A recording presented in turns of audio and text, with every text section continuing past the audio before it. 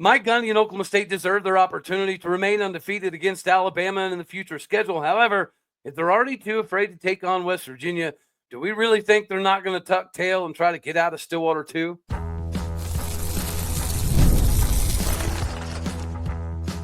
You are Locked On Oklahoma State, your daily podcast on the Oklahoma State Cowboys, part of the Locked On Podcast Network, your team every day. Howdy, y'all, and hello, all. Welcome back to Locked On Oklahoma State, your top stop for all things Cowboy and Cowgirl related. My name is Cody Stovall. I want to thank you kindly for stopping by to make this your first listen. We're available on all of your podcasting platforms, visually as well on YouTube. Find me personally on X at Oldeo State. Today, we get to roll right into this conversation of the SEC, the conference that we were literally just praising on yesterday's episode for their embracing of the 9-game conference schedule and what is seemingly the positioning by Greg Sankey to have a more difficult schedule and to remove the narrative that the SEC is too afraid to play a more difficult schedule. They're too afraid to play a 9-game conference slate. They removed some of that just to reintroduce it today. Alabama has announced that they are no longer wanting to play the game against West Virginia 2026, 2027. They've already replaced West Virginia with East Carolina. How ironic is it that right after we praise the SEC for taking on a tougher schedule and potentially getting rid of the Chattanooga Citadel games, they do this. They decide that we don't want to play West Virginia, but we do want to play East Carolina. Well, of course, that would be a decision that Alabama would want to make. I do find this slightly perplexing, though, especially after Greg Sankey makes this seemingly bold move on behalf of the SEC just to have Alabama turn around and tuck tail and not play West Virginia. And this is pertinent to Oklahoma State because we're supposed to take on Alabama in Stillwater, America in 2028. So we've got a couple of years of building this animosity for Alabama. And as we all know, Oklahoma State is undefeated against Alabama. The one and only meeting was in the 2006 Independence Bowl where the Cowboys got the W. We want this opportunity. And it feels like with this move that Alabama is now making, that if they're not going to want to play West Virginia, they're probably not going to want to play Oklahoma State either. Yes, to me, it does emphasize that their only wish is to prop themselves up as the conference that is going to take on the toughest opponents, and they're going to take on the toughest conference schedule in the country and yada, yada, yada. I think this is validation that that's not exactly what this whole thing is. This is simply posturing and then replacing West Virginia with East Carolina. That's going to give them an opportunity to maybe not play a Citadel, but still get, a game where they get a W, they get to rest some of the starters. And I think it completely tears away from this presentation that the SEC seemingly tried to make, that they're going to play the toughest schedules in the country and they're going to prove it, this and that and the other. We all know that a lot of that is just fluffy stuff. The ESPN and some of the other powers that be, they have a vested interest in propping up, especially SEC games and SEC teams. That's not going to change anytime soon. So the only way for the Big 12 to combat the perception narrative police that are always out there trying to prop up some ridiculous fantasy match of Florida and Mizzou being this big ordeal and both teams are going to be ranked. We know the fallacy involved with all of it. Now we might have the opportunity ripped away from us to take on Alabama instead of the SEC doing it admirably and legitimately trying to prove that we are the best. We're going to schedule the best. We're going to play the best. This completely poo-poos on that. And now we have to look at it as in jeopardy for our opportunity to take on Alabama in 2028, 2029. Obviously, this year we get to take on Oregon and Eugene. Next year, the Ducks come to Stillwater, America. Then we get Arkansas in Fayetteville the year after, before we welcome in Alabama to Boone Pickens Stadium. I don't think it's going to happen. I think it's sad. I think it's ridiculous. But clearly, they're not going to play the tougher schedules. They might remove the Citadel, but they're also not going to take on clearly a West Virginia level ball club, which is kind of ironic, right? Because West Virginia currently, much like Oklahoma State, is projected to be at the very bottom of the Big 12 this season. So why would you not want to take on a West Virginia ball club that is potentially looking at recovering from a down year, unless you felt like that's just too much of a gamble? And we do kind of get it. It's just like scheduling South Carolina South Dakota State or North Dakota State. Like, why would you do it? That's a team at a lower level that is good enough to beat almost anybody in the country. So if you give them that opportunity, they're going to take advantage of it more often than not. That is going to be their preparation style of Super Bowl that they're ready for. I think it is no different for Oklahoma State. No matter what happens in the Big 12 race in the next couple seasons, the prospect of taking on Alabama, much like this year's prospect of taking on Oregon, is extremely exciting, regardless of what happened in this previous year. The one thing I will say, though, is do not do what West Virginia did, Oklahoma State. Don't make it easy on them. Right? Brett McMurphy put this out earlier this morning that there's going to be no penalty. Well, West Virginia is allowing Alabama to get out of the 2026 and 27 matchups against the Mountaineers with no penalty, no fees, no nothing. I don't agree with that. That's ridiculous. Oklahoma State does not need to allow that to happen. If you're going to chicken shiznit your way out of the game, there should be a penalty. There should be a price. And don't give us this fictitious, well, the SEC schedule is just harder anyways. It's old news. And I don't even understand why people outside of the SEC even give that any credence. Athletically, yeah, the top end of the SEC is always going to be better than most leagues. But this insanity that the bottom half of the SEC is comparable to the bottom half of the Big 12 is ridiculous. Case in point, Oklahoma State beat number 7 in the SEC Arkansas last year during a 3-win campaign. But this also kind of shows, in my opinion, that the posturing recently by the SEC and they're going to play harder schedules and this and that and the other, it is completely ridiculous. And they are going to do everything in their power to get out of the games that they feel like they could lose. Even if it's a 5% chance, 10% chance, whatever, that they could lose to Oklahoma State, it doesn't seem as though that's a risk they're willing to take. If they're too afraid to play WV, to me, the chances are that the big bad brand of the SEC is not going to want to play Oklahoma State either. They're darn sure not going to want to come to Boone Pickens Stadium and do it. No matter what the outcome of the previous season looks like, these things are, scheduled way in advance. I completely get that. But as we discussed yesterday, that this could be an opportunity for the SEC to push maybe an OU to get a little bit more aggressive in trying to lock down future bedlams. The Alabama just proved today that no, that's not really what this is about.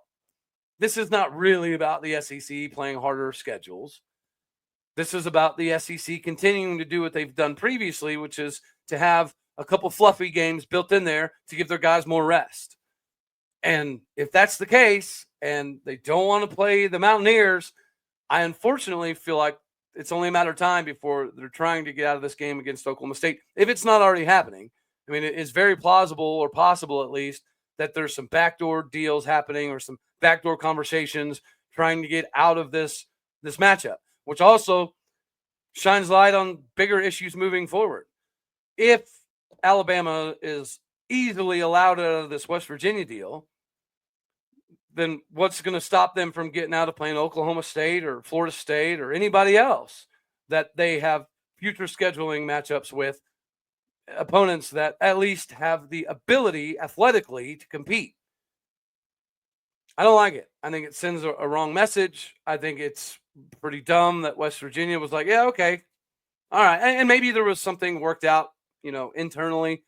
Like maybe, you can cancel this, but you got to give us a couple $100,000. We don't know. That hasn't necessarily been publicly discussed. What has been publicly brought out is that West Virginia just let Alabama out of this deal. And I don't like that because, A, it's a good matchup for the Big 12. It's a good opportunity. It's a good showcase style of game for viewership, eyeballs. But it's also a chance to get the Big 12 back into a more, promising lens from national fans. So they're taking that opportunity away from West Virginia because they know there is a chance that we go lose to the Mountaineers in Morgantown, and we don't want that. With a 9-game conference schedule, we have to free up ample opportunity to get extra W's. That's not going to happen against West Virginia. It's not going to happen against Oklahoma State. So what's to stop them from removing the Cowboys out of the future schedule. I don't like it. I think Oklahoma State needs to do something to try to combat this. The last thing we need to do is let them out like West Virginia did, because that's a missed opportunity for the Mountaineers. There's a reason Alabama doesn't want to play that ball game, because there's an opportunity that they could get beat. And there's even an opportunity they could lose back-to-back seasons to a Big 12 team. They don't want that egg on their face. And for that reason, I fear that they're already trying to get out of the Oklahoma State series as well. I don't think I have the same fear for Arkansas. I think Arkansas does welcome these style of matchups, and some of that old school connection is something that them and their fan bases are looking forward to.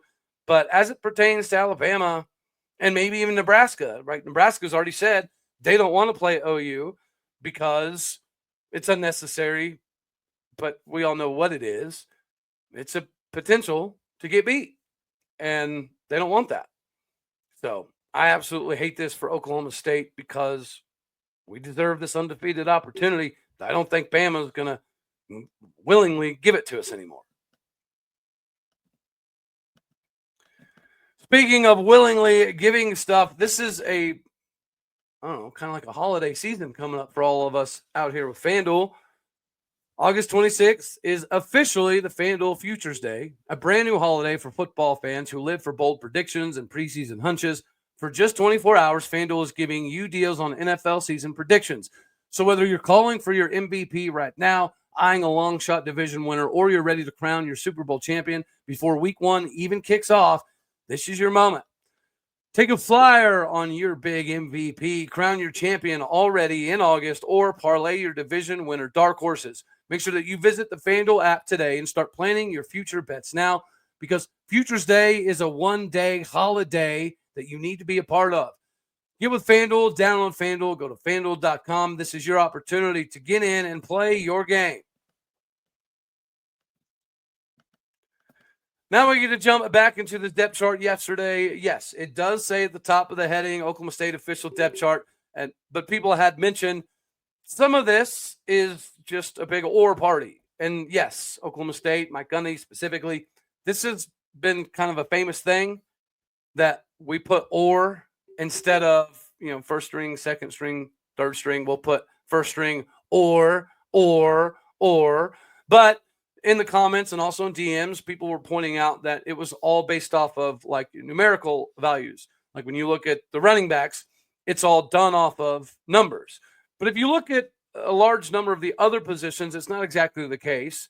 So I don't necessarily think that it is because of the numerical value associated with it. But yes, Caleb Hicks is number 1, Ceci Valahe is number 3, Rodney Fields is number 20, Troy Hallis 24, Freddie Brock 25. So that is the way it is listed. But if you look back at defensive end, which I have a clarification there as well, I didn't see originally what I thought we'd see, which is 2 defensive ends and a defensive tackle on a 3-4 front. What they did instead was 1 defensive end slot where you have Jaleel Johnson on one side, Deshaun Brown on the other. I had originally looked at it as they were backing each other up, or Deshaun Brown was backing up Jaleel Johnson. There's not another DE designation, so it doesn't appear that way. It looks like Jaleel Johnson's going to start at 1 defensive end spot. Deshaun Brown's going to start at the other defense spot, which does make a ton of sense.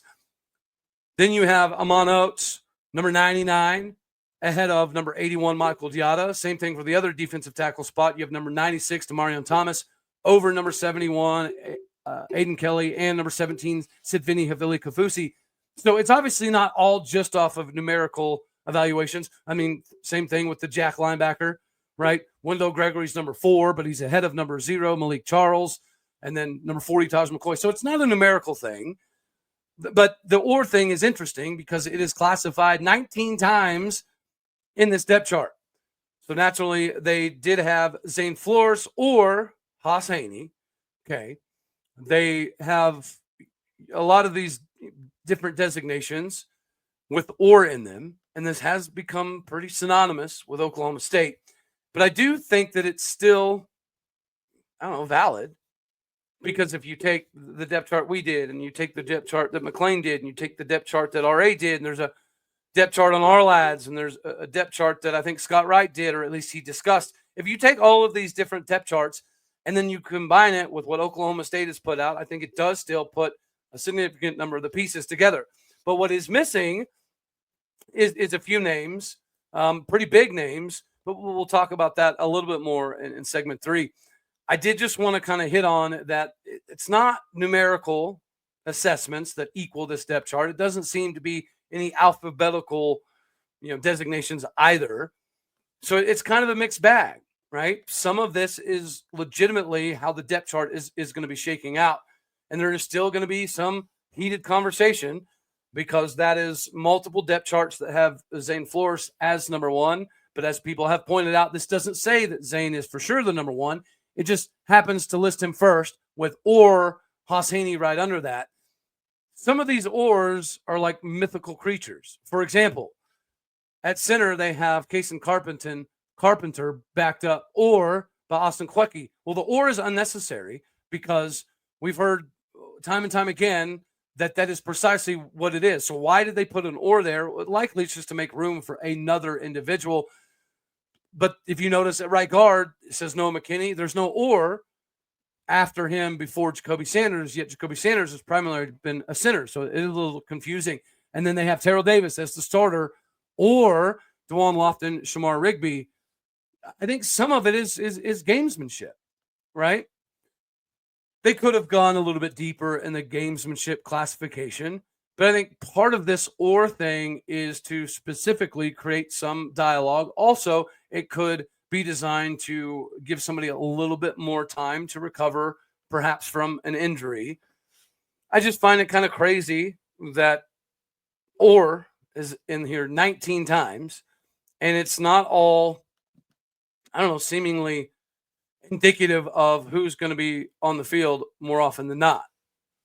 So it's not numerical. It's not alphabetical. Some of it seems to be somewhat random. Some of it is obviously systematic. Some of it's to throw people off, like the Kason Carpenter, Austin Kweke thing. I think the running backs, people are trying to say that this was just numerical. That's the only reason they listed it this way. I disagree.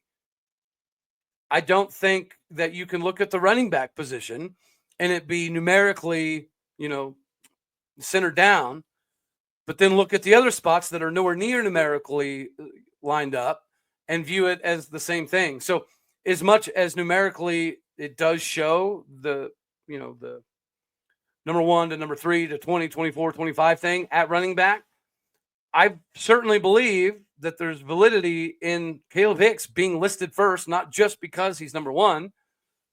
So because of that, I do expect somebody like Caleb Hicks to be the guy who takes the first carries in the ball game against UT Martin. So I just wanted to kind of, talk about that because I did read in the comments that the only designations for the running back were all based off of what number they were. And that is true, seemingly, but it's not applicable to anywhere else on the depth chart. So I don't think that the numerical value associated with the player is the reason they were listed ahead on the depth chart. And again, the or thing, it's probably designed to purposely be misleading. But if it was just off of numerical, then I think all of the other positions would have looked significantly different as well. But one of the biggest things that you can take away from this depth chart, whether it's the 19 classifications of or as opposed to, an official designation on the depth chart, is the names that are not on there. And I think some of it is, again, by design. Some of it is systematic. So let's talk about some of the dudes that weren't on there and potentially maybe why that was that way. Before we get to that, we do have to remind everybody it is Rougiette ready season. Fellas, most of us have all heard of Viagra or Cialis. Probably some of us out here have taken it or tried them. But if you're looking for something beyond the typical pill, it is time for you to meet Rougiette and get Rougiette ready. Rougiette ready is a next-generation prescription treatment designed to amplify arousal in the brain and also to boost the blood flow. Unlike the usual pill that can take hours to kick in, Rougiette's 3-in-1 formula dissolves under your tongue and kicks in fast, on average in about 15 minutes. The effects also last up to 36 hours, so you can stay confident and in control when the moment is right. If traditional options haven't worked for you, Rougiette probably is the answer. With over 150,000 dudes already making the switch, it's time for you to do the same. Everything's completely online. Rugiet connects you with a board-certified doctor and ships your treatments directly, discreetly to your door. You can even read real customer reviews on their site. It's going to help a lot of people feel more confident, more in control, and more present in the moment. Head on over to rugiet.com/lockedoncollege and use the code lockedoncollege, all one word, to get your 50% off today. That is Rugiet, RUGIET.com/lockedoncollege, all one word. Make sure you use that all one word promo code lockedoncollege for 15% off. Individual results may vary with prescription treatment. Compounded drugs are permitted to be prescribed under federal law, but are not FDA approved and do not undergo FDA safety, effectiveness, and manufacturing review. Please visit the Rugiet website for full safety information, but do not miss out on this opportunity for you to be the beast in between the sheets that you've always wanted to be. All right, before we skedaddle on off of here, we're going back to this depth chart here. So we just mentioned there was a clarification from my stance on the defensive ends. Originally, I thought that they were saying that Jaleel Johnson was a starter and Deshaun Brown was a backup. That may still be the case, but since there's not another defensive end designation, it's very plausible that they start on opposite sides with a big body beast defensive tackle in the middle. And if that is the case, then maybe that's why we don't see Kyron Duhan on here. Kyron Duhan, of course, was a UTEP transfer, freshman All-American, had over 7 sacks this previous season at UTEP. Very disruptive force in the backfield. One of the biggest gets out of the transfer portal for Oklahoma State, just because of the amount of suitors that were going after him. Coming out of high school, being 6'2", was designated as somebody that wasn't quite the right size to play defensive end or even develop into a defensive tackle. Yet he proved people wrong at UTEP. Now this is a different level, but I'm not saying that Kyron Duhan is not on the depth chart at all. I think it could very well be that just spacing, since we only put one defensive end slot, that they didn't have room to put a Kyron Duhan behind a Jaleel Johnson or Deshaun Brown, just like they didn't have room to put Landon Dean behind those individuals as well, or they didn't have the ability to squeeze Armstrong Nodum onto this list. So just because I think we're seeing the fact that it's Jaleel and Deshaun as the quote-unquote defensive end, I don't necessarily think that means Kyron Duhan isn't playing. Now, he could potentially be part of the injury factor that I think might be relevant for somebody like a Cam Epps. Cam Epps is practicing, but is he practicing full speed? Is he 100% cleared? There seems to be a little bit of up in the air concepts regarding what Cam Epps has injury wise. And then there are some offensive linemen that have already gone through the injury bug, potentially a freshman from Muskogee, potentially another big-time, massive freshman addition. We knew that Louis Canepa was banged up at one point in time. We knew that Noah McKinney was banged up a little bit at one point in time. I had not heard anything about Tyler Brumfield being banged up, but that's evidently why you see somebody like Matthew Wade as a backup tackle instead of a Tyler Brumfield. So it's a little interesting, the depth chart that we put out, and how you have to kind of navigate through a little bit of it. And it does make it more difficult since you don't have the availability reports that will come for conference games. So that would add a little bit more to this. But, injuries are going to be a factor. Some of these dudes are going to have some issues being banged up. Jalen Lloyd was another name that I saw mentioned quite a bit that was missing from the depth chart, right? To my knowledge, he played a lot of slot at Nebraska. He was utilized as a speed dude, comes to Oklahoma State. There's just so many slot guys that maybe it makes more sense for him to go to an X. But even at the X receiver spot, when you have guys like Terrell Owens and Shamar Rigby, and now you have DeJuan Lofton also kind of having some maneuverability, because last year DeJuan Lofton was a slot receiver. At Virginia Tech, he was a slot receiver. At Oklahoma State, now he seems to be at least designated as an X receiver. So I don't necessarily think that means Jalen Lloyd's not on the depth chart, just like I don't necessarily think it means that Kyron Duhan and Landon Dean aren't on the depth chart. They're just not classified. They're not listed. And we have to list so many ors that you're going to run out of room. You're going to run out of space. But, of course, let me know down in the comment section, what do you guys think about that? One defensive end with multiple starting defensive tackles. You typically don't see that in a 3-4. In a 4-3, yeah, absolutely, right? 2 D ends, 2 D tackles, bada boom, bada bing, bada bang. You have something cooking. Traditionally, you're going to have 2 defensive ends on the field almost at all times. So I did think it was interesting that they put those 2 dudes, Deshaun and Jaleel, together. But that also kind of forfeits guys like Kyron Duhan and Landon Dean and Armstrong Nodum also being included. But you're seeing the clips, you're hearing the reports. Those dudes are out there. They are participating. They are playing. Another dude missing that, does add a little bit to some of the injury bug stuff was Chindavian Bradley. Chindavian Bradley being a jack linebacker, split defensive end style of dude. Him not being on the list might be that linebacker / defensive end that had an ankle injury a little over a week ago. Still kind of up in the air on whether it's severe or serious or if he's just going to miss a handful of games.